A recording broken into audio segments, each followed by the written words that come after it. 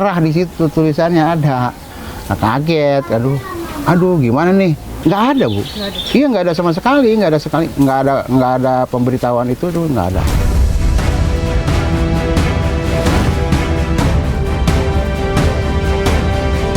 Ini tindakan yang tidak berperi kemanusiaan dan mengancam nyawa warga negaranya.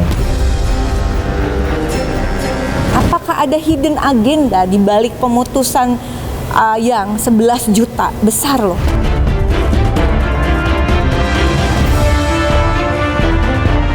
Rumah sakit tidak boleh menolak pasien. Ini undang-undang.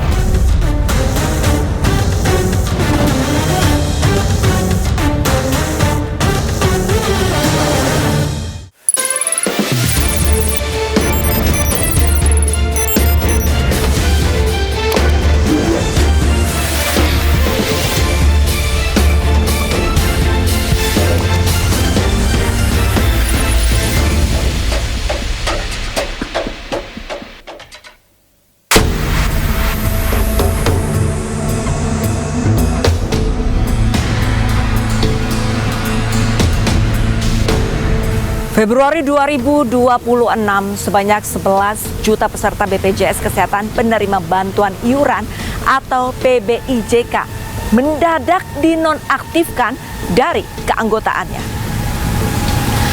Kebijakan yang dibuat tanpa sosialisasi matang ini mengakibatkan sejumlah pasien kategori tidak mampu gagal mendapatkan pengobatan.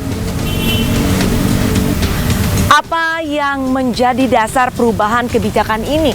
Dan siapa yang harus bertanggung jawab jika ada pasien yang tidak tertangani dengan baik? Bersama saya Arlista Hadi, inilah iNews Files.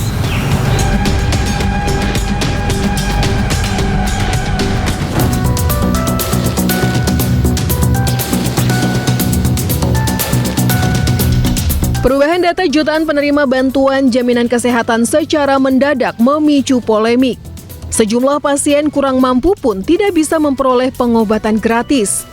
Menurut laporan komunitas pasien cuci darah Indonesia, 200 pasien gagal ginjal tertahan di loket pendaftaran rumah sakit imbas status kepesertaan BPJS Kesehatannya dicabut. Salah satu warga Depok, Jawa Barat, Winda, mengaku kebingungan karena suaminya sudah 2 kali absen menjalani cuci darah akibat kepesertaan BPJS yang tidak aktif. Sangat menyulitkan sekali ya Mas ya, merugikan sekali. Mau nggak mau ya kita jadi pinjam uang teman-teman sementara untuk 140 arjen karena suami udah 2 kali absen HD karena kan takutnya fatal. Pasien HD kan nggak boleh bolos.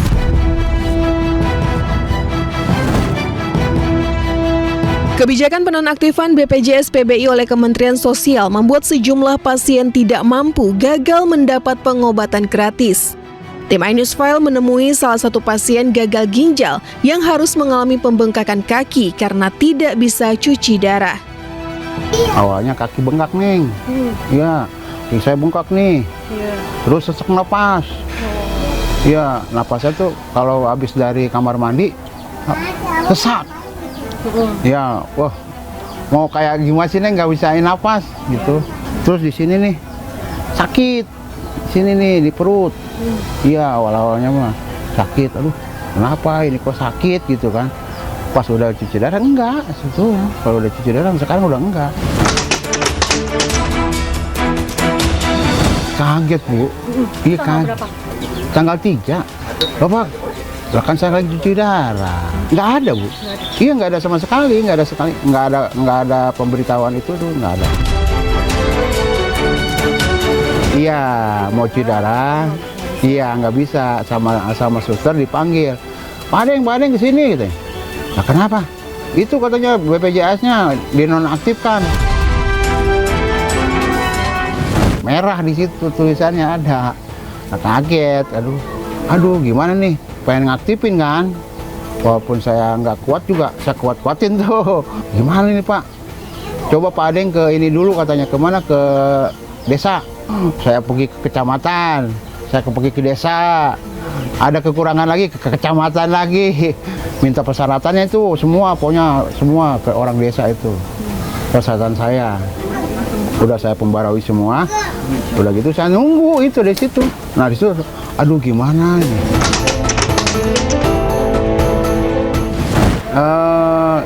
Ya seminggu lebih.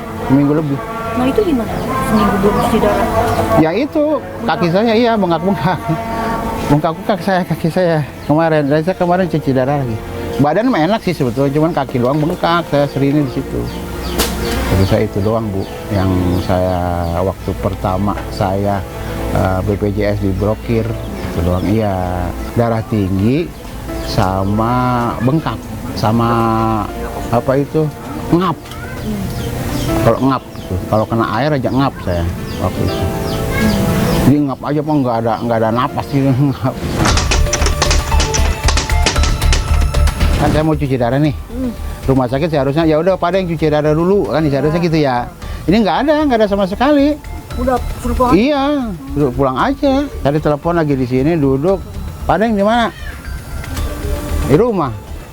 Ya udah, Padeng kesini katanya. BPJS Padeng udah aktif. Gitu. Oh ya udah Padeng karena saking gembiraannya ya kemarin langsung aja. Padahal udah jam 10:30 lah gitu Padeng langsung aja ke sono walaupun padahal sebelum makan itu belum makan Padeng, belum makan siang. Kata Padeng doanya langsung. Akhirnya makan jam berapa? Jam 1 Padeng. Lagi cuci darah juga lagi makan aja karena lapar. Takut ada apa-apa, baru ngedrop lagi. Iya. Jangan atuh. Iya. Ya gimana tuh? Mati berarti. Kalau nggak dinonaktifkan lagi ya sedih Bu. Ya gimana ini? Sekarang aja kalau mau itu aja kita membutuhkan dana itu 30.000, 35. Iya, buat ongkosnya aja itu buat segala cemilan apa gitu.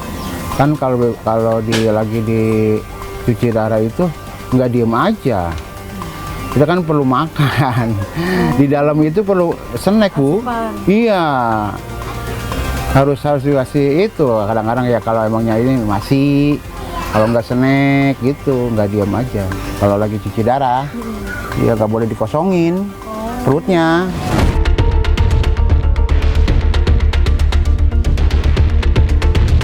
Penonaktifan peserta BPJS PBI juga dialami warga Depok Ramani. Nenek 73 tahun ini hanya bisa pasrah terkait rencana operasi kataraknya pada Maret mendatang yang terancam batal. Nggak ada kabar, nggak ada apa. Cuman rame doang aja orang-orang pada ngomong gitu. Kis mati tuh, ada mati semua, coba pada cek gitu. Cuman gitu aja. Ya udah saya cek kan, JKN saya tuh alhamdulillah aktif ya yang punya saya tuh, ke saya pas dicek punya emak mati itu nggak ditanggung kayak gitu. Dan dari situ saya bingung gimana nih caranya, sedangkan kan emak mau operasi bulan Maret ya tanggal 2. Katanya udah ya laporan ke sono sini, bingung pada rame nunggu. Pas ada yang bilangin katanya itu kalau bikin kayak gitu harus 3 bulan 6 bulan lama katanya gitu. Cuman begini doang tuh saya foto kan di HP emak, begini doang udah tulisannya. Jadi tanggung gitu doang tukisnya. Tulisan tidak ditanggung ini ya? Sama yang Itu paskes yang pertamanya itu. satu lagi? Nih paskes pertama kayak gini merah. Harusnya kan hijau ya? Iya. Ini merah.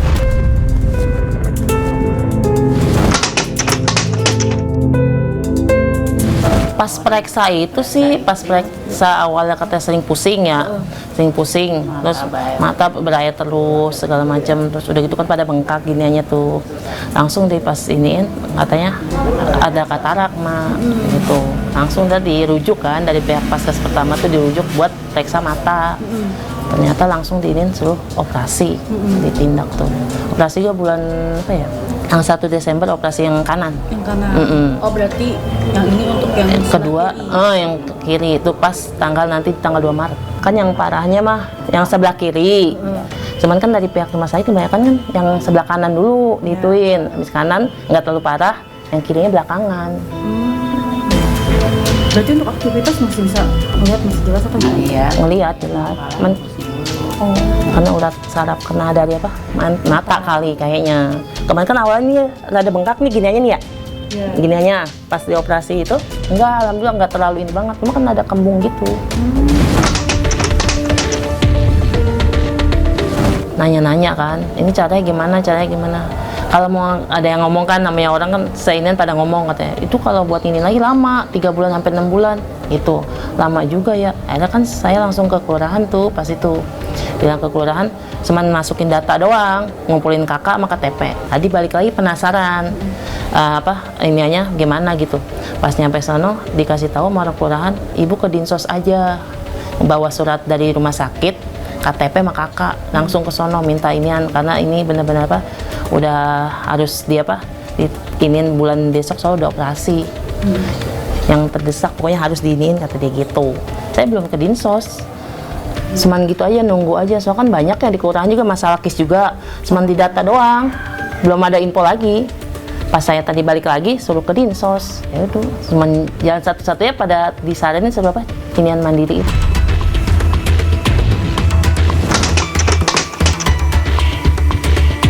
Kayak ibu-ibu tuh yang mama kan banyak tuh pada protes, harusnya dia mau ke rumah sakit kontrol, ternyata kan KIS-nya mati. Pada gitu doang, kesian yang buat ini aja gitu, yang buat ibu-ibu yang buat aturan waktunya kontrol ke rumah sakit dia nggak bisa. Pengennya mah KIS-nya diaktifin lagi, kesian yang maksudnya yang nggak mampu gitu. Terus dan dicek yang benar-benar layak sama tidak layak, karena kan kebanyakan di sini tuh yang orang mampu pada punya KIS. Apalagi yang masalah desil-desil itu ya, saya kaget orang yang mampu kok desil 1, sedangkan yang nggak mampu desil 6. Nah itu disitunya yang bikin saya bingung. Terlambat cuci darah itu taruhannya nyawa ya. Kalau tidak nyawa melayang pasti tersiksa ya kan.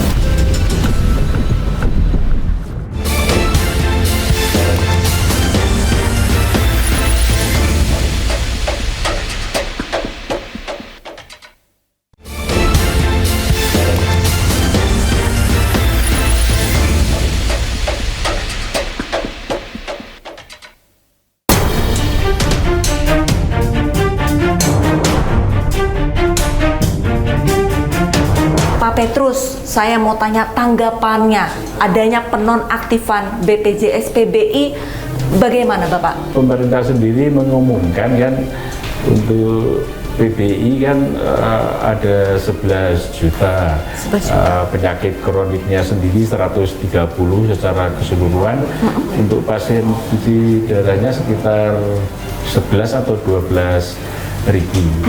Jadi yang tercover oleh kita lapor dan kita advokasi dan kita laporkan ya sekitar lebih dari 200. Tapi itu angka yang besar ya kan. Pasien cuci darah itu yang ke PBI ya, itu memang secara ekonomi karena rata-rata tidak bekerja. Kami harus cuci darah seminggu 2 kali, berarti harus bolos minimal sebulan 8 kali. Belum kontrolnya ke poliginjal hipertensi 1, ngambil obatnya 1 hari harus berbeda hari, dan tes labnya sekali. Itu kalau posisinya normal-normal saja, sehat-sehat saja. Kalau komplikasi seperti saya tulang, saya jantung, koroner sudah sumbatan 100% ya kan. Dari kapan kalau misalkan komunitas mendapatkan informasi bahwa ada anggotanya yang ditolak di rumah sakit, Pak? Kebijakan itu tiba-tiba tanpa pemberitahuan. Jadi pasien cuci darah yang hari Senin cuci darah tetapi ditolak, itu mengalami kebingungan, akhirnya terjadi keributan, terjadi mereka mengeluh karena khawatir. Mereka mencoba meminta bantuan organisasi untuk melakukan advokasi. Pengurus sudah menghubungi beberapa lembaga yang berwenang ya, tetapi termasuk Kemenkes, termasuk Dewan Jaminan Sosial Nasional. Intinya ruang lingkup tupoksinya, kebijakannya ada di Kemensos katanya. Terlambat cuci darah itu taruhannya nyawa ya. Kalau tidak nyawa melayang pasti tersiksa ya kan. Melalui stafnya Mensos kan mengirim data untuk sementara yang tidak bisa cuci darah, tetapi jawabannya harus melalui dinas sosial. Nah, ini harus urgen ya. Artinya kementerian yang bersangkutan sebenarnya tidak tahu persis kondisi pasien cuci darah. Akhirnya karena PBI-nya nggak aktif-aktif dan berliku-liku, kami menyarankan beralih ke mandiri. Kalau yang tidak punya uang kita gotong royong. Nah, itu pun belum tentu langsung diproses. Hari Rabu cuci darah kan, karena rumah sakit tidak harus punya, mereka punya aturan mekanisme. Kalau jadwal Senin sama Kamis ya bisa cuci darah, itu sudah terlambat berapa hari. Kalau Senin berarti dia sudah tidak cuci darah dari hari Kamis, 7 hari. Dampaknya kalau 7 hari tidak melakukan cuci darah, yang dirasakan apa Pak? Pasien cuci darah itu kan ginjalnya sudah tidak berfungsi, mengalami kerusakan atau tidak berfungsi. Itu sudah tidak bisa menyaring racun dalam darah. Kedua, sudah tidak bisa buang air kecil. Jadi apa yang kami minum itu menumpuk di dalam tubuh. Tubuh berkilo-kilo air di dalam tubuh, jantung rasanya susah memompa, tekanannya darahnya tinggi, terus nggak bisa tidur karena tergenang, paru-paru tidurnya buduk. Sesak uranik ya, karena uriumnya tinggi, racunnya tinggi di dalam tubuh, itu sangat tersiksa sekali, dan itu membahayakan organ-organ vital lainnya. Tekanan darahnya tinggi, kalau jadi terancam ya Pak. Jantung atau mengalami stroke, tekanan darah tinggi, dan itu kan membutuhkan penungguan yang lama sekali. Untuk penonaktifan BPJS PBI ini kan bukan pertama kali terjadi ya Pak. Menurut Pak Petrus ini sudah termasuk pelanggaran HAM tidak? Ya, karena mengabaikan aspek hak hidup yang dijamin oleh konstitusi, hak memperoleh pelayanan kesehatan ya. Saya pikir ini tindakan yang tidak berperi kemanusiaan dan mengancam nyawa warga negaranya, karena dilakukan dengan tidak teliti, dikelola secara sembrono. Harusnya antar lembaga bisa bekerja sama untuk berkoordinasi, karena data tentang pasien cuci darah itu ada di BPJS ya. Sudah tahu jumlah pasien cuci darah yang perlu PBI seperti apa. Sebelum adanya BPJS, ini pasien yang gagal ginjal harus membutuhkan berapa banyak sih Pak untuk cuci darah? Kalau pasien tanpa jaminan ya, sekitar 1,5 juta.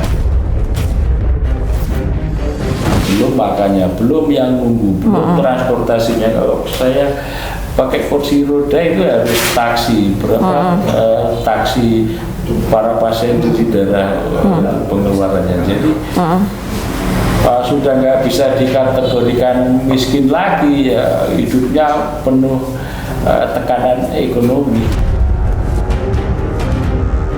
Sistem dari BPJS ini kira-kira apa nih yang harus diperbaiki Pak? Ya, tata kelola pemberian PBI atau penonaktifan PBI itu harus diperbaiki. antara Kemensos, Kementerian Kesehatan, dan BPJS. Parlemen yang dalam hal ini Komisi 9 yang mengawasi kinerja pemerintah harus aktif. Pasien gagal ginjal atau pasien penyakit kronik lainnya itu harusnya dimasukkan ke dalam PBI. Itu harus diaktifkan kembali, ya kan. Dan kedua, kalau pemberitahuan kenapa tidak jauh-jauh hari, ya kan, sehingga mengurangi resiko sakit-sakit yang lainnya karena keterlambatan cuci darah.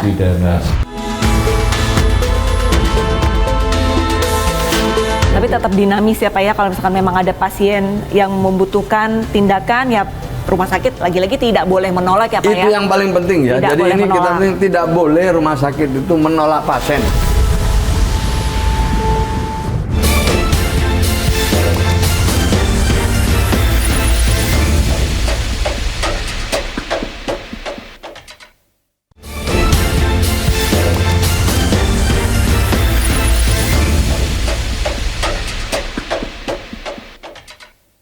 Mau cuci darah, iya nggak bisa, sama suster dipanggil. Badeng ke sini gitu. Nah, kenapa? Itu katanya BPJS-nya dinonaktifkan. Pasien yang maksudnya nggak mampu gitu, terus dan dicek yang benar-benar layak sama tidak layak. Karena kan kebanyakan di sini tuh yang orang mampu pada punya KIS.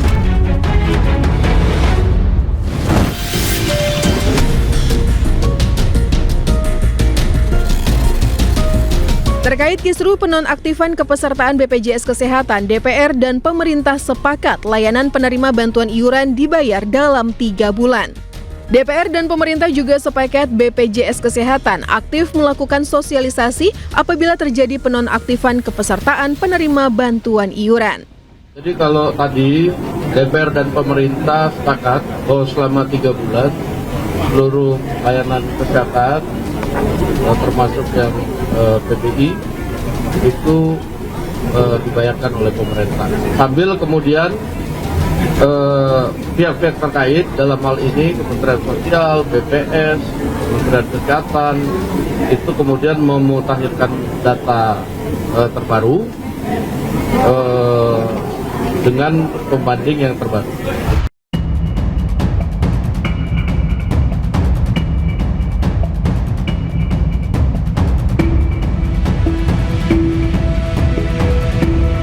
Kita berbicara yang sedang ramai diperbincangkan warganet nih Pak nih. Betul. Banyak sekali parodi ataupun meme yang seolah-olah dia pasien, kemudian digilir-gilir begitu dari rumah sakit, BPJS hingga ke Kemensos. Ini banyak yang tidak mengetahui. Ya. Sebenarnya kenapa sih Pak Kemensos ini menonaktifkan BPJS PBI? Boleh diceritakan Bapak? Iya, jadi PBI ini kan bukan tahun ini saja, sudah bertahun-tahun. Nah, sejak tahun kemarin itu ada penyesuaian data dari data yang sebelumnya menjadi DTSen, data tunggal yang dikelola oleh BPS sesuai dengan instruksi Presiden nomor 4 tahun 2025. Ini menjadi acuan tunggal bagi pemerintah untuk menyalurkan segala bentuk bantuan sosial. Tidak ada lagi kementerian, lembaga, atau pemerintah daerah yang memiliki data sendiri-sendiri. Namanya Data Tunggal Sosial dan Ekonomi Nasional atau DTSen, dan yang mengelola sekarang BPS. Kementerian, pemerintah daerahnya diminta membantu pemutakhiran data. Jadi kemudian berdasarkan data DTSen itulah kita kirim ke daerah agar daerah mengusulkan ya calon-calon penerima manfaat. Setelah itu usulan dari daerah itu kita verifikasi, validasi sekali, kita cocokkan dengan data yang ada di BPS, di mana data BPS tersambung dengan Dukcapil. Nah, setelah itu baru kita tetapkan ya untuk kita teruskan ke Kementerian Kesehatan dan BPJS Kesehatan. Nanti yang membayar iurannya itu adalah Kementerian Kesehatan dan yang melaksanakan Program itu adalah BPJS Kesehatan bekerja sama dengan rumah sakit. Tahun lalu itu kita mengalihkan sekitar 13 juta lebih menerima manfaat. 87.000 diantaranya mengajukan reaktivasi. Sisanya ada yang beralih ke mandiri. Jika ada penerima manfaat yang dinonaktifkan merasa keberatan dan mereka memang memenuhi kriteria, diharapkan untuk bisa reaktivasi tentu lewat pemerintah daerah. Sementara itu tentu kita berharap bahwa ini bisa dimanfaatkan dengan baik. Kemarin itu menjadi rame karena ada pernyataan yang menyatakan rumah sakit menolak pasien yang akan berobat tetapi PBI-nya dinonaktifkan. Padahal ya, rumah sakit tidak boleh menolak pasien. Apalagi pasien yang memerlukan perawatan secara berkelanjutan seperti cuci darah. Rumah sakit manapun tidak boleh menolak pasien yang seperti ini. Ini undang-undang. Padahal penonaktifan itu sebenarnya sesuatu yang menjadi bagian dari pemutakhiran data setiap bulannya. Karena usulan ini adalah setiap bulan. Setiap hari ada yang meninggal. Setiap hari ada yang lahir. Setiap hari ada yang menikah. Data ini menjadi dinamis dan krusial kalau kita tidak secepatnya untuk melakukan pemutakhiran. Konsekuensinya apa? Akhirnya ada orang yang meninggal tapi tetap iurannya kita bayar terus. Jadi sebenarnya dari sisi pengalaman ini sudah berjalan dengan baik. Dan kita harapkan ke depan datanya makin akurat karena kita memang punya kebutuhan bersama. Bansos yang dikeluarkan pemerintah itu tepat sasaran, diterima oleh yang memenuhi kriteria, yang membutuhkan kriteria. Oke, cara kriteria BPJS PBI ini juga sempat ramai. Ada warga yang sebelumnya dia BPJS Mandiri, tapi ternyata pas dicek dia masuk ke BPJS PBI. Mungkin bisa disampaikan Pak untuk kategori masyarakat yang termasuk dalam BPJS PBI ini apa? Kriterianya seperti apa sih Pak? Kita semua mengakui data-data sebelum ini itu ada yang tidak tepat sasaran. Bansos dari Kementerian Sosial khusus untuk sembako misalnya sama PKH itu ditengarai 45% tidak tepat sasaran. Bersama BPS kita ukur ulang itu, ternyata diperkirakan ada 54 juta lebih seharusnya menerima PBI itu malah justru tidak menerima. Itu yang disebut dengan exclusion error. Sementara ada 15 juta lebih itu yang sebenarnya tidak perlu menerima tapi malah justru menerima mendapatkan PBI. bantuan. Kita perbaiki secara bertahap, enggak juga langsung semua kemudian kita nonaktifkan, enggak. Banyak yang bertanya apakah sebenarnya sebelumnya ada sosialisasi atau tidak, karena masyarakat ini banyak yang terkejut begitu karena seolah-olah kok mendadak gitu Pak. Ya, jadi sekali lagi ini mungkin menjadi bagian dari pekerjaan rumah kami, bagaimana masyarakat itu bisa memahami lebih baik lagi kebijakan atau program yang sedang kami laksanakan. Jadi kita ingin kerjasama dengan daerah untuk memastikan bahwa data dari bawah itu bisa benar-benar sampai ke BPS. Ada jalur formal. Jalur formal ini mulai dari tingkat RT, RW, nanti ada musyawarah desa, musyawarah kelurahan, di situ ada operator data desa, naik lagi nanti ke Dinsos bersama BPS, bersama pendamping kami, lalu ditetapkan oleh Bupati Wali Kota, baru naik ke kita untuk kita teruskan ke BPS. Kita juga ingin mengajak masyarakat berpartisipasi. Bisa lewat apa? Pertama bisa lewat comment center kami 021 171 itu beroperasi 24 jam untuk memudahkan masyarakat memberikan usul sanggah, tetapi harus melampirkan bukti-bukti yang diperlukan. Misalnya foto aset keluarga tersebut, itu apakah rumahnya atau aset-aset lain yang dimiliki, kemudian mungkin juga kondisi penghasilannya, sehingga kita bisa lakukan verifikasi dan validasi. Atau juga lewat aplikasi cek bansos, insya Allah kita akan verifikasi. Saat ini kan banyak sekali warga yang termasuk dalam BPJS PBI merasa dirinya tidak mampu dan membutuhkan BPJS PBI. Nah, ini mereka untuk mengaktifkannya kembali, ini bagaimana nih Pak caranya Pak? Bisa lewat desa. Lewat desa? Lewat desa. Nanti di sana ada namanya operator data desa. Itu bisa lewat sana yang pertama ya. Ya, kemudian nanti bisa ke dinsos tempat. Oke. Ya, atau nanti ke fasilitas kesehatan. Tapi tetap dinamis ya Pak ya, kalau misalkan memang ada pasien yang membutuhkan tindakan ya rumah sakit lagi-lagi tidak boleh menolak ya Pak ya. Itu yang paling penting ya. Tidak Jadi boleh ini kita menolak. tidak boleh rumah sakit itu menolak pasien. Nah, terus biasanya rumah sakit tanya, lah nanti siapa yang membiayai? Untuk yang membiayai kita bisa bicara. Oh, pemerintah iya kalau ada anggarannya, kalau nggak ada banyak filantropi. Insya Allah kita akan carikan jalan keluar. Khusus untuk 106.000 ya, yang disebut dengan memiliki penyakit katastrofik itu, ya seperti cuci darah, jantung.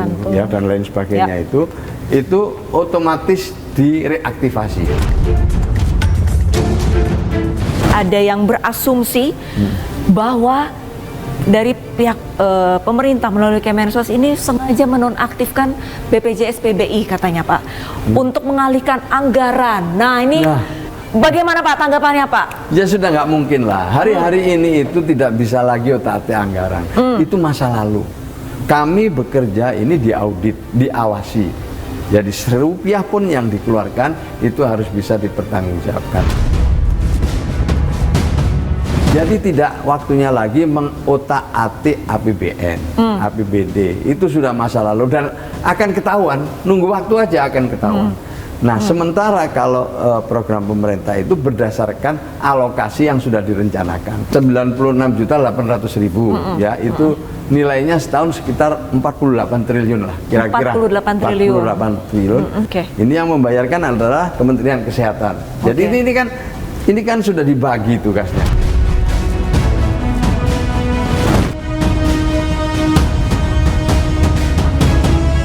Di balik angka dalam data negara ada nyawa jutaan rakyat. Ketika dia mengurangi 11 juta begitu saja, elit BPS tahu nggak? Berarti Anda sedang menghilangkan haknya 11 juta rakyat yang itu adalah orang yang juga termasuk menggaji Anda.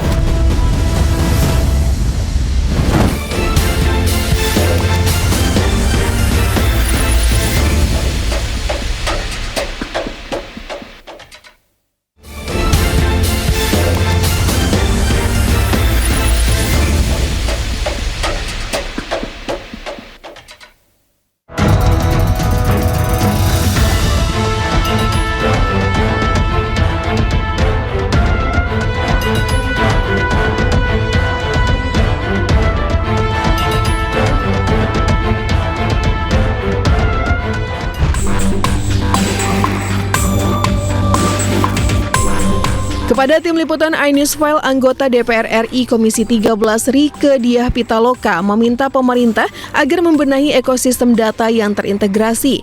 Bahkan Rieke menambahkan jika Badan Pusat Statistik atau BPS untuk diaudit. Jadi kita tidak bisa melihat single issue bahwa ini ada ketidakadilan. Nggak sesimpel itu.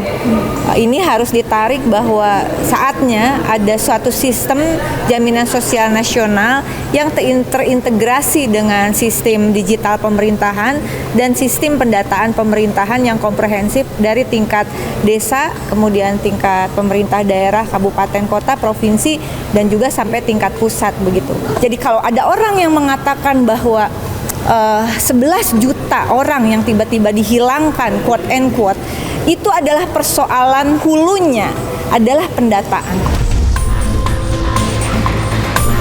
Sistem jaminan sosial nasional dengan dua badan penyelenggara, BPJS Kesehatan maupun BPJS Ketenagakerjaan, tidak bisa berdiri sendiri tanpa data penduduk, data peserta yang akurat. Nah, pertanyaannya, mereka yang masuk ke dalam PBI itu sudah diatur sebelumnya di dalam PP PP nomor 75/2021 tentang pelaksanaan program penerima bantuan iuran jaminan kesehatan. Sasaran utamanya adalah fakir miskin, masyarakat tidak mampu, kelompok rentan yang ditetapkan oleh pemerintah. Jadi kekisruhan ini saya harus mengatakan bukan terjadi di zamannya Pak Prabowo. Ini akibat saja ekses dari sistem yang kemudian diacak-acak sebelumnya. Yang kemudian terjadi kemarin itu bukan datanya ditentukan oleh RT, oleh RW, tidak oleh desa, tidak oleh Pemda, tidak oleh Kemensos, tidak oleh Kemenkes, bahkan tidak oleh BPJS, bahkan tidak ditentukan oleh Presiden. Siapa yang menentukan? Pada akhirnya yang menentukan adalah Badan Pusat Statistik yang menggolongkan kemudian lewat datasen, dibagi menjadi 10 desil. Penerima PBI ini desil 1 sampai 5. Sampai 5. Nah, pertanyaannya, pernah nggak ada verifikasi ground checking namanya?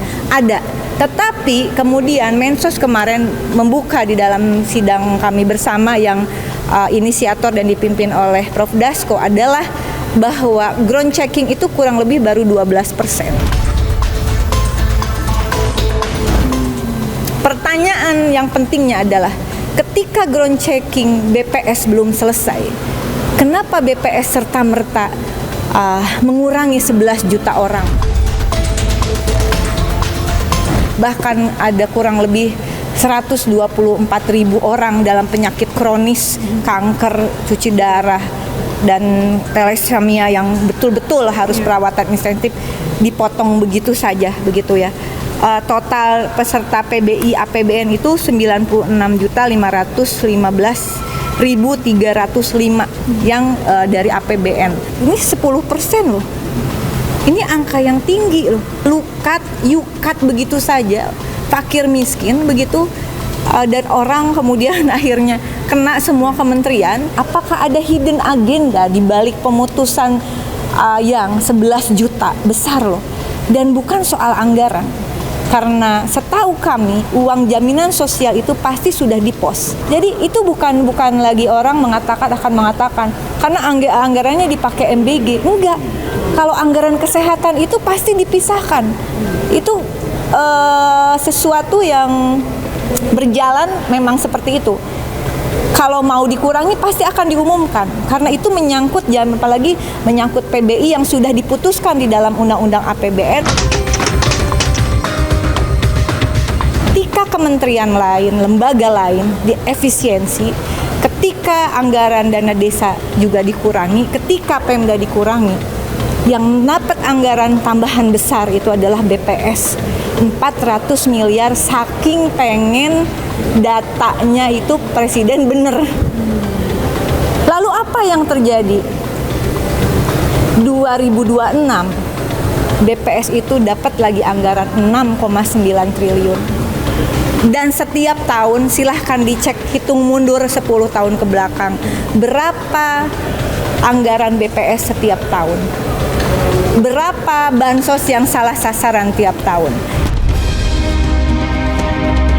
Key Performance Index dari BPS bukan lagi persoalan mengerahkan berapa ratus ribu orang begitu yang kemarin mau dikerahkan untuk datasen, dikirim ke seluruh Indonesia. Kenapa nggak pakai orang desa?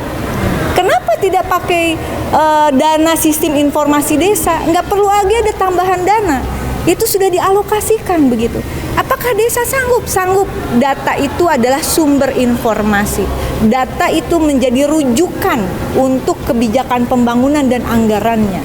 Ketika datanya salah, maka bisa dipastikan anggarannya juga tidak tepat sasaran. Rakyat yang menderita. Di balik angka dalam data negara, ada nyawa jutaan rakyat. Ketika dia mengurangi 11 juta, begitu saja. Elit BPS tahu nggak? Berarti Anda sedang menghilangkan haknya 11 juta rakyat yang itu adalah orang. Yang juga termasuk menggaji Anda. Tolong bantu suarakan, kita teriakan karena ini belum pernah disuarakan saya kira. Audit BPS. Tolong cek ya, termasuk PPATK dicek karena PPATK beberapa waktu lalu juga mengungkap, yang baru terungkap aja itu 2.000 rekening untuk mengendapkan dana bansos dalam tanda kutip indikasinya 2 triliun. Kalau BPS benar, tidak mungkin angka pertumbuhan ekonomi kurang tepat, tidak mungkin angka kemiskinan meleset, tidak mungkin bansos tepat sasaran, tidak mungkin namanya orang benar-benar orang miskin lagi cuci darah, lalu kemudian di stop begitu.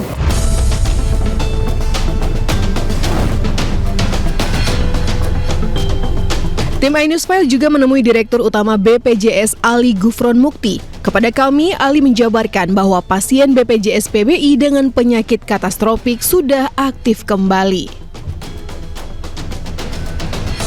Seseorang itu masih memenuhi syarat PBI atau tidak dan didaftarkan kembali ke BPJS atau tidak, itu yang punya wewenang bukan BPJS. Dari Kementerian Sosial, berapa yang masuk PBI dibayari oleh pemerintah ke Kemenkes. BPJS itu bukan menerima ini loh sekian yang non aktif gitu, enggak.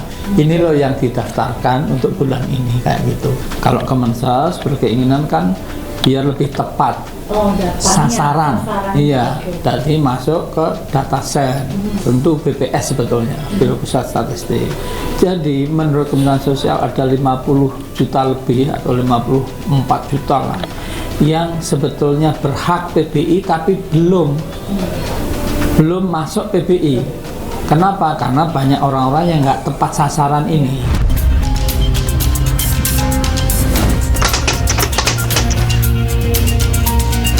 Tentu BPJS tahu ya, karena BPJS itu punya file master ya, atau master file itu ya, yang sakit berapa, yang harus punya katakanlah berpenyakit berbiaya katastropik ya. Yang kemarin contohnya yang bulan awal ya, Februari ini itu ada sekitar 120.472 yang orang dinonaktifkan tetapi memiliki penyakit yang berbiaya katastropik ya, seperti cuci darah karena gagal ginjal ya, dan kanker dan lain-lain. Setelah kita rapat dengan DPR, kurang lebih sekitar 106.000 orang. Lalu dari situ oleh BPJS dicek lagi, dicek kembali kayak gini. Nah, ada yang sudah aktif, ada yang sudah meninggal dan lain sebagainya, sehingga langsung diaktifkan ya, itu 103 kurang lebihnya 103.000. Kalau BPJS kan gampang mengaktifkan itu, pertama kami himbau untuk dicek dulu, dicek tuh cepet ya. Kenapa? Pakai di WA bisa 08118105 care center bisa 105, atau dia bisa datang ke kantor BPJS, atau dia katakanlah pakai mobil JKN, itu ada ya, kepesertaan, tinggal dicek. Kalau dia sudah dicek gampang, kalau enggak dia harus ke kantor dinas sosial. Dinas sosial nanti mengeskalasi di tingkat pusat atau di Kemensos. Kemensosnya ngecek kayak gitu. Ini juga perlu waktu lah kayak gitu.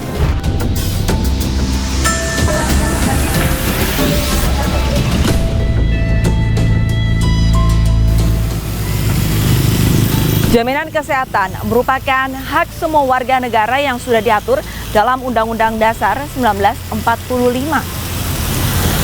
Polemik penonaktifan peserta BPJS penerima bantuan iuran harus segera diselesaikan. Pemerintah harus bergerak cepat agar tidak ada nyawa melayang sia-sia hanya karena gagal berobat.